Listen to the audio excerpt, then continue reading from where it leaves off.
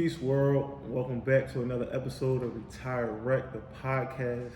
Today I got on me a special guest, man. Somebody who showed me that it was possible to become a professional basketball player. Just somebody that I grew up admiring, and I'm just glad that we got him on this platform. So definitely shout out to Marq Green for coming through today. Thank you, brother. Appreciate it, man. Yes, sir. Yes, sir. So, man, like I said, you was the first professional basketball player I actually knew, like somebody who I saw who became a professional basketball player. So you really inspired me in a lot of ways, man. That's just super dope that I got you here for sure. Man, thanks for having me again, man. Really appreciate it. No. So we're gonna take them back, man. We're gonna take them back, and we're gonna start in like 8th, 9th grade. We just want to know who you were, what your mindset was. Was it hoop dreams? Was it like, oh, I'm just trying to be a scientist or whatever people trying to do? Like, was it hoop dreams for you? Yes, I had hoop dreams before I can remember. It was both football and basketball. Okay. So 8th grade, I played football. So I just moved up here to Norristown, 7th grade, 1995, Christmas break. I remember it like it was yesterday. Like, where am I going? Like, where's my dad taking me? Right. And so 8th grade, I played football, but I knew I was done with football. I was like, I didn't really think I could play both and be good at both. Right. I thought I had to choose. So 8th grade basketball, I remember Benky Johnson, coach at Norristown High. He was assistant at that time. He came and watched me play. And after that, he said, hey, I want you to start working out with the 9th grade team and the 10th grade team and everything like that. So when I first got to Norristown, Jimmy Lever was the point guard. I remember that. I was in 7th grade and he was a junior. So in my mind, I'm like, all right, he's gonna be out. It's gonna be an open spot for point guard. Right. So that was my goal all 8th grade, was to like get better so I can start in 9th grade. That was like my whole thing. One of my dad's friend, is a father figure for me now, Dwayne Frazier. He always kept telling me Kenny Anderson. He said Kenny Anderson started all 4 years. Yep. And that's all he kept talking to me about. Like, you got to start all 4 years. Right. Back then it was like, freshman play freshman, 10th grade play JV, then hopefully you can get, varsity, junior, senior. Right. He's like, nah, freshman year, you need to be starting varsity. So that's all I was thinking about, 8th grade. Right. No, that's crazy. So the goal was to be a varsity starter in 9th grade. That's crazy because I was just watching NYC Point Guards. Yeah. And that documentary was crazy, by the way. But no, Kenny Anderson was super tough. So take us to 9th grade. You get to 9th grade. Did you become a varsity player? Were you JV? What was it? So it was a crazy year. So I started JV. Like I said, Benky Johnson's assistant. He told Tom McGee at the time, like, hey, this is your point guard. They had a point guard problem. It was like point guard by committee. Right. Everybody was trying out and everything like that. Who could do it? He never really gave me a chance. And then the first game we played, the Triangle Tournament, I forget who we played. I'm drawing a blank. I want to say Abington. I don't think that was them. We played whoever we played, and I didn't get into the second half. I suited up, and we wasn't playing good. Played the second half, played good. The next game, he didn't even play me and everything. So I just played JV for like a month and a half. And then January hits. I remember we was playing Penridge on the road, and I played JV. And a lot of games I would suit up varsity but didn't play. Right. It was, no big deal. And so this Penridge game, he was like, McGee and Bink, I think they came up to me and was like, hey, you gonna play today? Or whatever. And I'm like, whatever. And they played me, and from January, what was that, 1997, I was starting since. Right. That was just that and everything. So That's tough. So take us back to this time. Who else is, like, you're in 9th grade, this is like 96, 97. Who in the area, like, who got the name, who got the buzz, who got all the, all the hype at this time in the area? Man, it's always a debate. I hear this a lot. Who had the better class, 96 with Kobe and all them, or 97? 97 was Lane Greer, Marvin O'Connor, Nyan Crenshaw, Martin Inglesby, Chuck Moore. So they had some dogs. It was some dogs. So that was the 97. That was that year. Like I said, Lane Greer, Chuck Moore, PW. They won the states that year. We played them in the playoffs. That game was actually on YouTube too. It wasn't a great game for me, but it was good for them. Right. So we had some good guards. It was an Abington guard. I can't remember his name. He was pretty good. So yeah, '97 was good. Lofton Thompson, rest in peace. He was my teammate. He really took me under his wing. So '97 was a really good year. It was tough. So we in high school.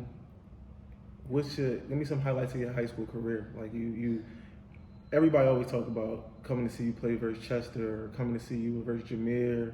Or like I would hear about these stories before. I wasn't even coming to watch basketball. Yeah. I wasn't even coming, but I would hear about these stories and like, yeah, what's some highlights that stand out for you in high school? So the first one, for sure, is the Harrisburg game.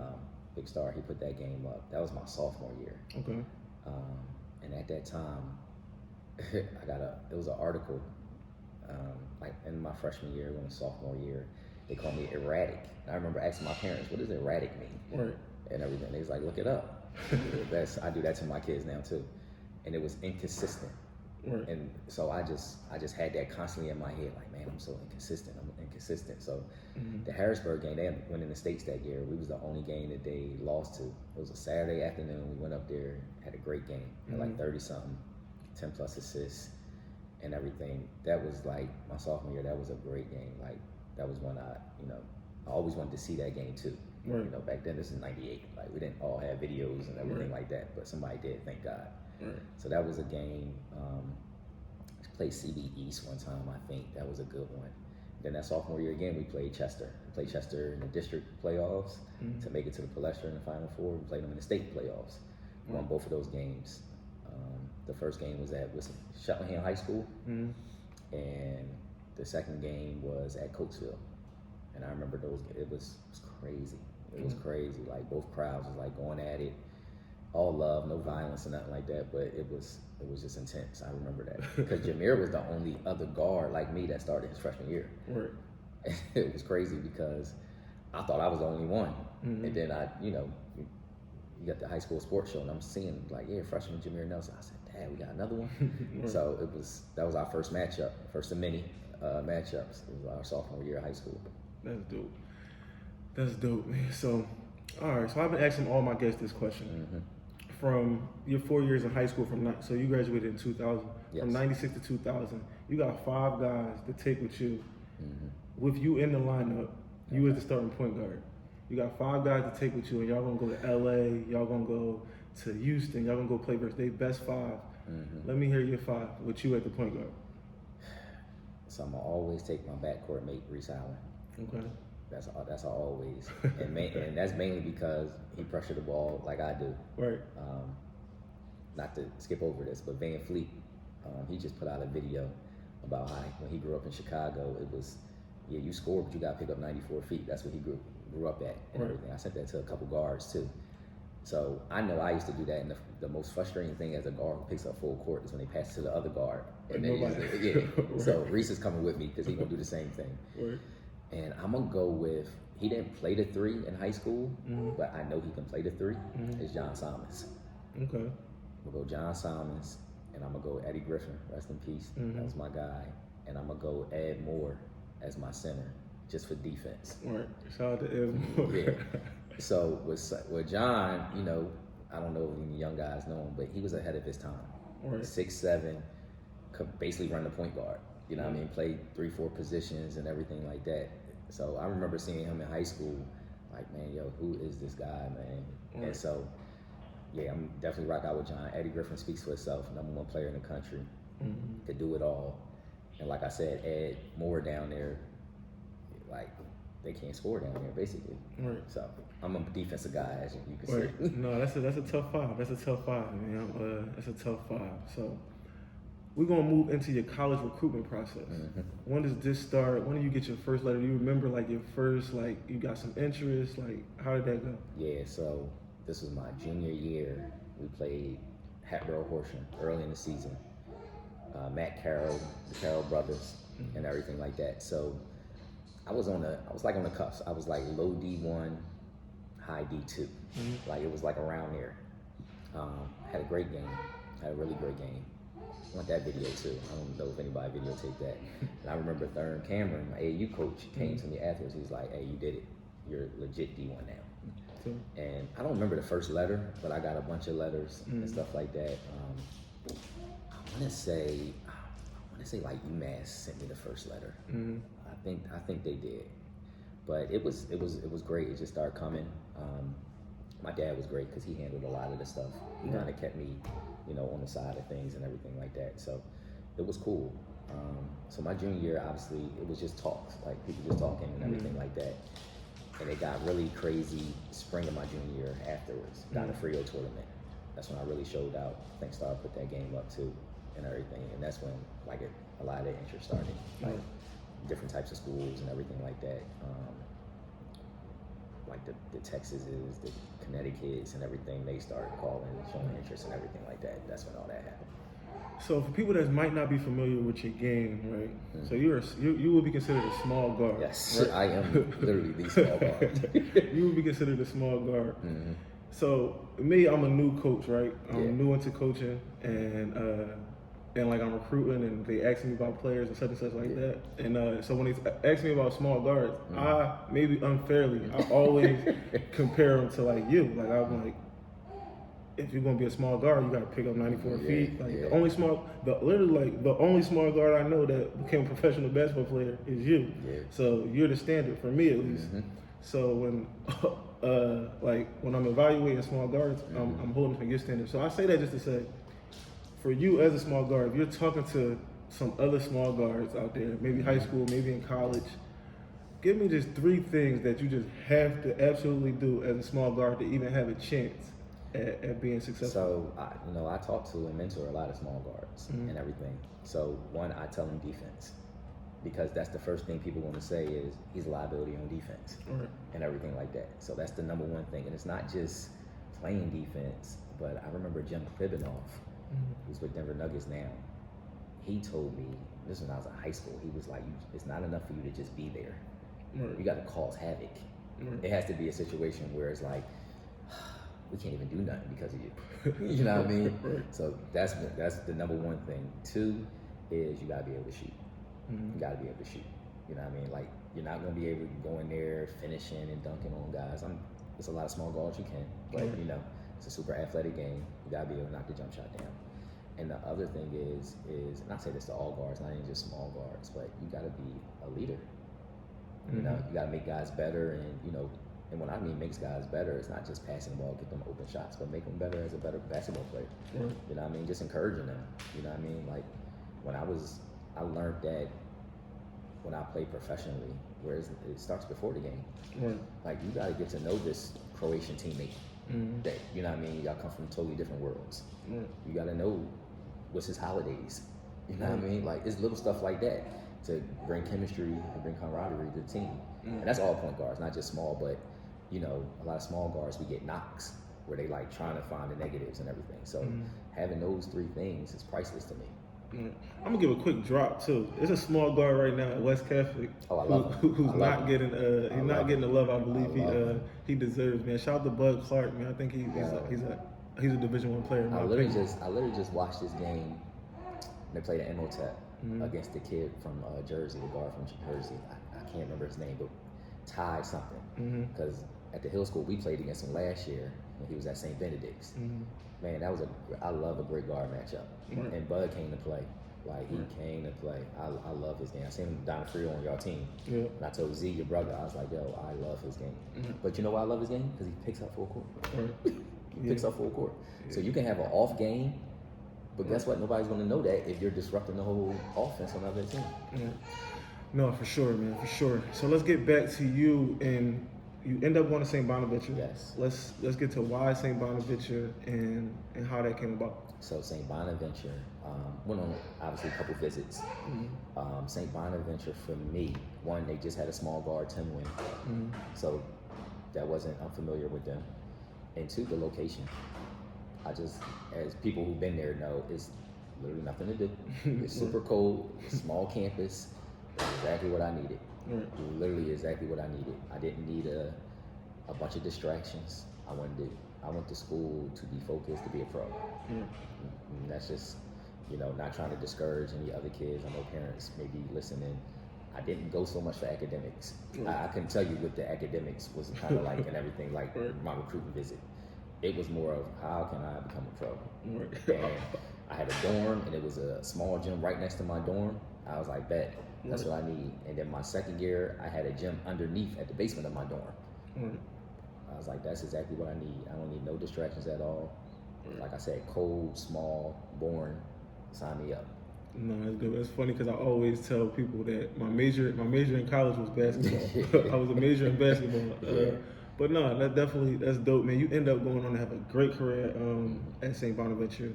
St. Bonaventure Hall of Fame you just was inducted into not too long ago. Shout out to you for that. Thanks. So yeah, let's get in your college career, man. You got some highlights, something that sticks out that's like, man, like wow, like I'm really on pace to, live out my dream of like one day becoming a pro, or like, or your dream, because the first dream is to play Division I basketball and play at that level. So let's get into a couple moments where it's like, damn, like I'm really here. Yeah. So my first year, I started out good. I started out real good. I actually started my first couple games. We had a tournament out in Cali, played against Fresno State with Tarkanian, Melvin Eli, and everything. We won. I played really, really well and everything. Had a tragic moment in family, and that literally just, boom, that season just went down the drain, or whatever. Rightfully so. I was 18 at the time, or whatever. Don't want to really talk about that, but so that happened. So sophomore year, you get a new coach, new system, and that's when I basically flourished. It was kind of like real up-tempo. It really worked for my game, for my teammates' games and everything. So my sophomore, junior, and senior year, I really came into my own as far as scoring and everything, just controlling the game, defense. I could literally play the way I needed to play on defense and everything. Main game was my sophomore year at UConn. We beat UConn on the road. I actually just watched that game not too long ago. One of our teammates put it in our chat, and that was a big game. I was against a lot of NBA guys, Ben Gordon, Mecca Okafor, Karan Butler, and we went there and smacked them by almost 20. Had a really good game. So, yeah, a bunch of good games. Played against Dave Brooks from Abington, Niagara. Had like 43 that game. It was like an overtime game. It was crazy. It was like a run and shoot type of game. They pressed me. That was like the first team that ever pressed me. Yeah, they straight pressed me and tried to trap me. We was just going like this. It was like a track meet. It was crazy. So one thing that always comes up when somebody mentions Marq Green, I could be here, I could be in town, I could be in the city, I could be overseas, I could be anywhere. Whenever your name is brought up, it's always work ethic. Yeah. It's always, he just works hard, man. Like he don't play about it. He don't play about it. Like, give me some work ethic tips for young hoopers. Like what is it? Like, what does work ethic mean? You hear it, like, oh, guys be in the gym all the time, but is they really working? Let me tell a quick story too about his work ethic. So I'm in high school. I want to say I'm in 9th grade, no more than 10th grade. Marques is home. He's playing pro somewhere that year. He come home for the summer.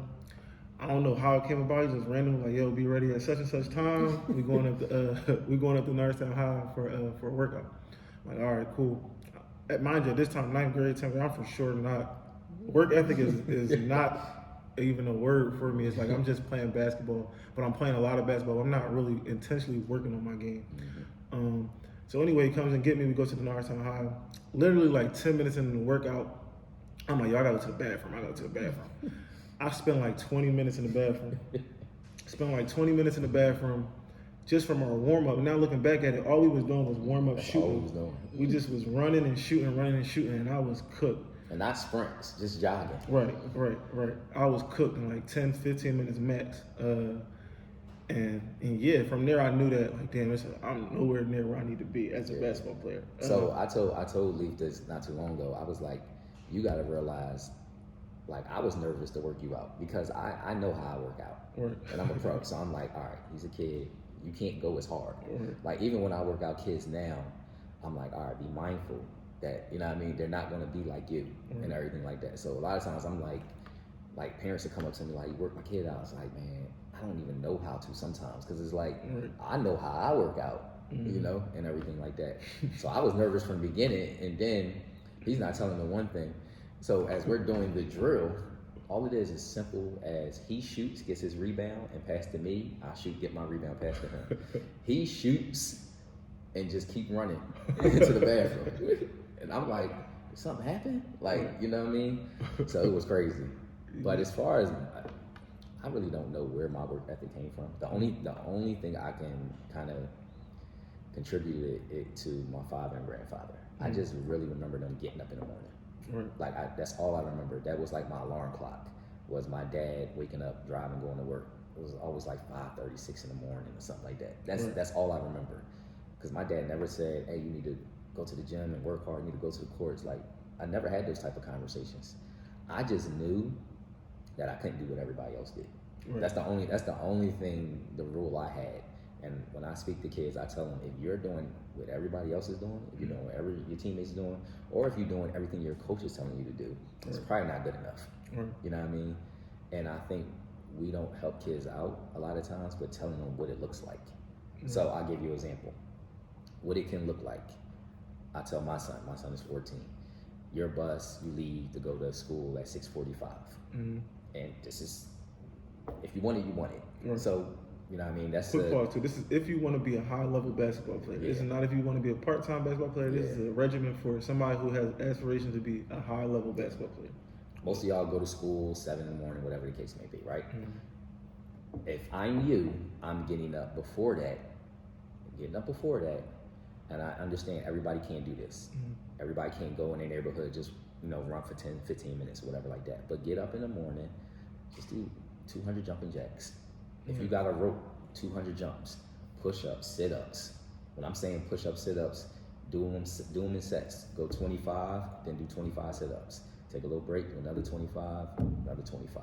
And just get 100 in. That's before school. That's just literally before school or whatever like that. Make sure you're eating breakfast and everything like that. Most of these guys, they got workouts after school. Okay, cool. You do your workout after school. And of course, if this is available for you, stay after a little bit longer. You know what I mean? Stay for extra 20, 30 minutes. Get some free throws in, get some ball handling in, get some jump shots in, or whatever. Like, you can go 20, 20, 20, 20, 20. That's 5 spots. Makes. We don't do misses. Just makes 20. That shouldn't take you too long. That's a 20, 30 minute, whatever like that. If your parent or guardian, whoever's picking you up, I'm pretty sure they don't mind, taking you home extra 20, 30 minutes. And that's on a regular basis, Saturday and Sundays and everything like that. I get you guys, a lot of guys got trainers and working out and everything, but you can't just do that. That's just not enough. It's just not enough. No, for sure, man. It's definitely a lot of players, and I'm learning this because I've been away for a while. You know how that is. You've been away, so you don't even know what's going on. But it's definitely, and I like to call when I talk to my friends, all these guys are part-time basketball players. It's like they literally only do what's on the schedule. Like that'll never cut it. Even as a kid, like I said, my work ethic wasn't the best, but I would play a lot. I would play a lot. Like I would always be playing. So whether we had practice or whatever it was, we were going to go play more basketball. So I don't even think like a lot of people are playing a lot. Like I don't think that's a big thing right now. But yeah, so moving forward, you have a great career at St. Bonaventure. Like I just said, Hall of Famer college. That's tough. So you're moving towards you've done your senior year. You're looking towards becoming a pro. Take me to that moment. You just got done your last college game. What's on your mind at this time? Like, is it NBA draft? So I'm like everybody. I'm thinking NBA draft. It's kind of like just out there. Didn't have a lot of help. All honesty, was going through the whole agent thing, what agent I should choose and everything like that. But I didn't really have a lot of help based on what I seen other players getting. Other players would have their trainer coming to college, working them out, going to different workouts. I didn't have any of that. So I just went to Portsmouth. I messed my foot up at the end of the season. I wish I had somebody to tell me like, yo, take some time off and get some rest and get it healed. Didn't do that. So there's sometimes a downside of working hard too, because you got to work smarter. I should have took some time off and let it heal when I was like, nah, let's go. I'm right at it. Because my whole senior year, I was just like, man, I was just over being in college. It had nothing to do with where I was at. I was just like, yo, I want to be a pro. One thing I didn't mention was my freshman year going to my sophomore year, we went on a college trip to Europe. So that's what opened my eyes to European basketball. We played against pros. I did really well. So in my mind, it's like, yo, I could be a pro. Like, I didn't expect to be there 3 more years and everything, but, all works out. So afterwards, I went to Portsmouth. I had no workouts and nothing like that. No NBA teams, nothing like that. And you know, basically, I had a contract before the draft even started to play over in France. So graduation is around Mother's Day in May. By Father's Day in June, I had a contract. So I was blessed because I know there's a lot of people that be struggling, don't know where they're going to be, what they're going to do. I had a coach in France, his name John Dene. He just loves small guards. Like, he loves small guards. He had Shantae Rogers, he had Jerry McCullough. I'm pretty sure a lot of people, young people, don't know who these people are.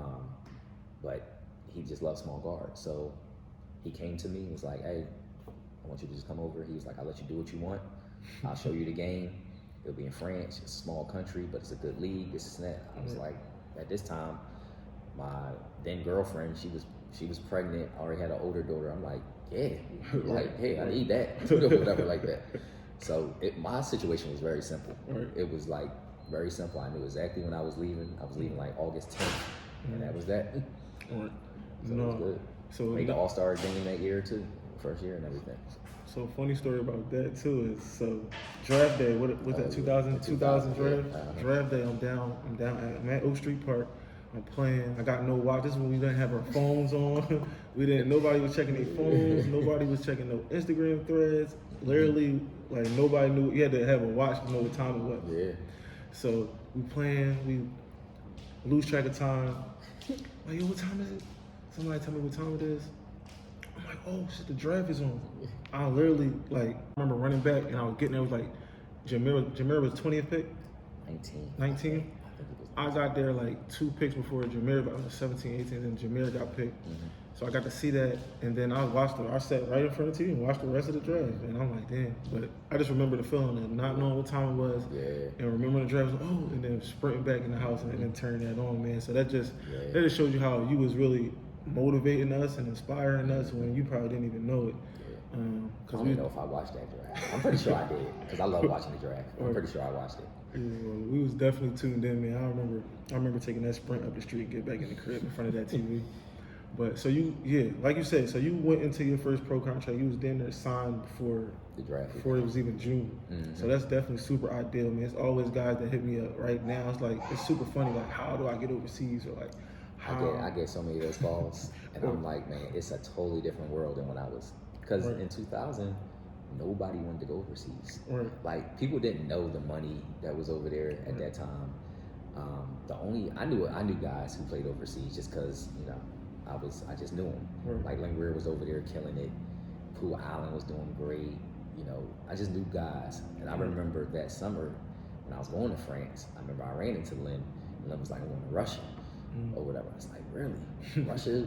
He's like, Russia or whatever. Obviously, I'm sure everybody now know, like, Russia pays great money and everything. So, and when I got to France, I remember my first year, I talked to the Greer brothers, Ricardo and Jeff Greer.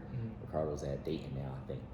And they were telling me the same thing. They're like, hey, you gotta get to Italy, you gotta get to Russia, you gotta get to Spain and everything like that. So, but yeah, a lot of people wasn't trying to go overseas, you know? So it was, I won't say easier, but it was an easier path, though, I would say, than it is now, because everybody's trying to go overseas now.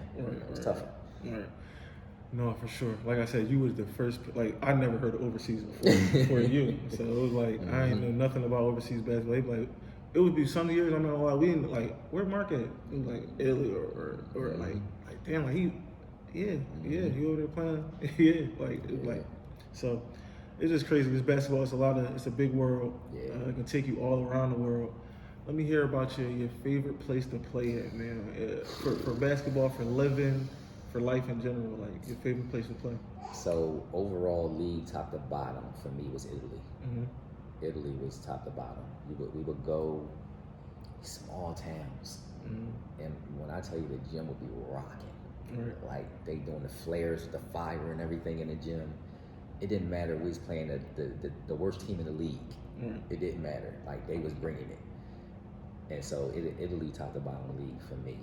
Living, I mean, I was in the south of Italy. So it really doesn't get no better than that. That's Amalfi Coast, Capri, and all that was like right there. But it's hard for me to not Istanbul. Istanbul living is like no other.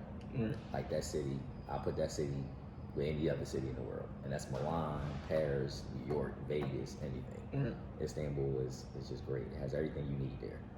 So I love living there for sure.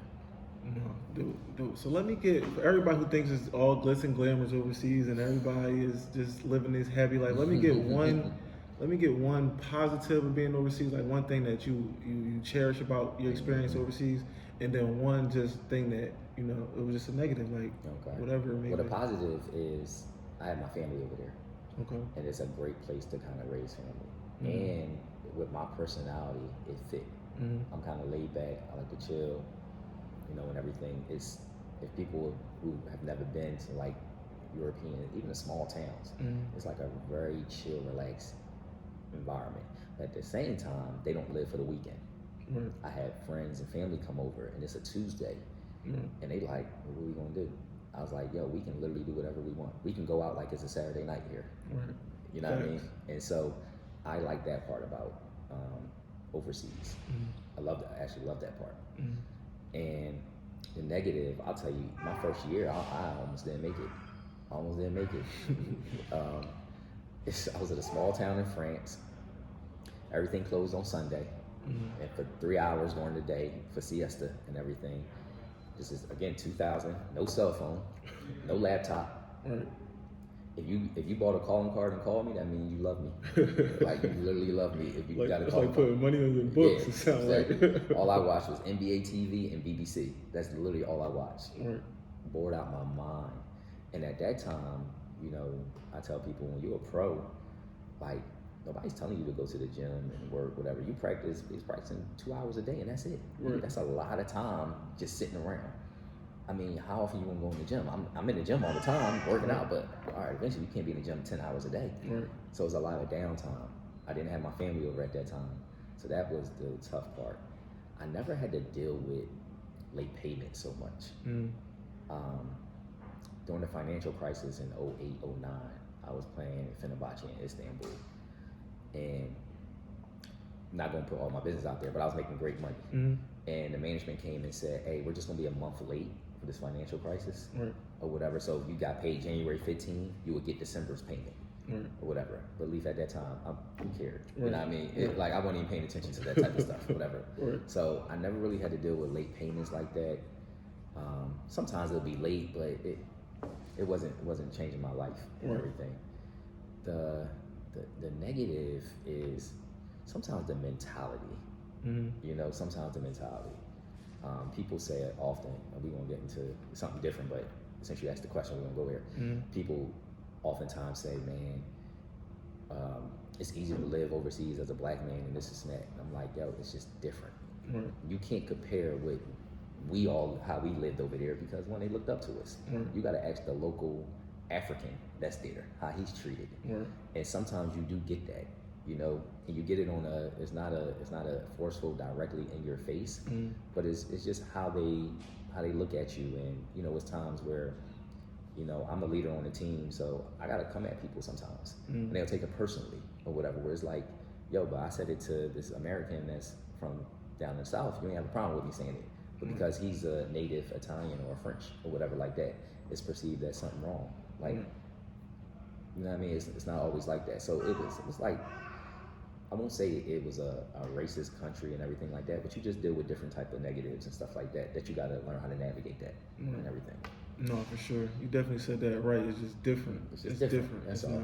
Not overt, covert. It's like that type of thing, for sure. And then you also, you're a professional basketball player over there too, so it's not like... we not getting treated like the regular citizen and everything like that, so it's different. I always tell people, when I was in Israel, I seen some of the slummiest hoods that I've ever seen in my life. Nothing that compared to I've ever seen here with black people over there. So like it's definitely a worldwide thing for sure, man. But yeah, just that travel and that whole travel and just open up your mind to a lot of different things. It's the best. You get to see a lot of different things, man. Your passport gets stamped up. You just get, even though you get culture. Passport? You had to go through your second passport yet? I'm still on my first passport. Yeah. I'm still on my first passport. It's beat up too. It's real beat up, but it's a lot of action on there, man. It's a lot of action on there. I think I got rid of my first passport because the first passport I got was in 2001 when I went over. Mm-hmm. So in 2010, I had to get a whole new one.